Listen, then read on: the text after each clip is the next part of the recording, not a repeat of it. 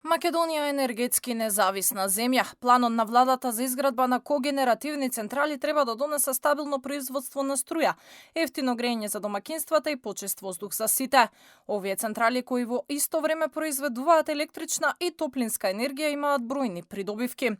Со нивна изградба и со ширењето на топловодната мрежа во Скопје, но и изградбата на нова во другите градови, домакинствата треба да добијат достапна и ефтина топлина и да се откажат од грејењето на дрва или нафта, со што директно ќе се влијае на квалитетот на воздухот.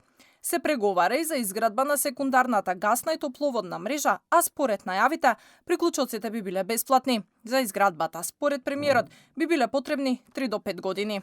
Топлината, оние делови од Скопје кои што во моментот не се приклучени на централното грејење, ќе можат да ја користат за затоплување на своите домови. Зошто?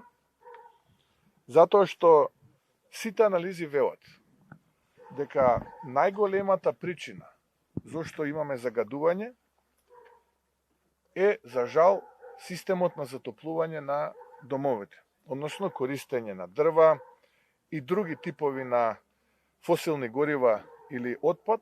Според она што е познато, досега се водат преговори со турската Казанџи Холдинг, која би вложила во изградба на централите со 500 мегавати капацитет, кои годишно произведуваат 4,1 терават часови електрична енергија, односно 720 гигават часови топлинска енергија.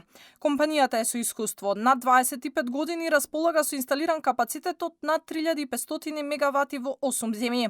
Во однос на условите, Мицкоски е дециден, нема да има гарантиран откуп, нема да има стратешки инвеститори, а струјата ќе се продава на слободниот пазар без субвенција од државата. Цената ќе одредува пазарот. И ќе се обидуваме ваков тип на проекти во секоја од општините, онаму каде што нема организирано централно затоплување да обезбедуваме, се разбира, да наоѓаме компании кои ќе инвестират и на крај да потенцирам. Нема никакви субвенции надвор од законските. Нема гарантирани цени, нема гарантирани договори за откуп, нема повластени цени, нема повластени инвеститори, нема стратешки инвеститори, така натаму и така натаму. Се темели на пазарните услови. Дека Македонија го подготвува патот кон енергетска независност, говорат проектите кои во изминатите 8 месеци ги најави владата. Покрај преговорите за когенеративни централи, на стартот на мандатот беше најавена инвестицијата од Алказар Енерџи за изградба на ветеран парк во Богданци, кој ќе обезбедува струја за 100.000 домакинства. Неодамна беше потпишан договор помеѓу ЕСМ и Германската развојна банка, со што домашните електрани добија кредит од 55 милиони евра за изградба на фотоволтаична централа Битола 2, како и за реализација на втората фаза од изградбата на ветерниот парк во Богданци.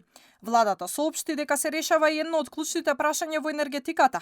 Избран е изведувач кој ќе го гради гасниот интерконектор со Грција. Договорот треба да се потпише во март, а проектот веќе доби поддршка од Европската банка за поддршка и развојот и Европската инвестициска банка.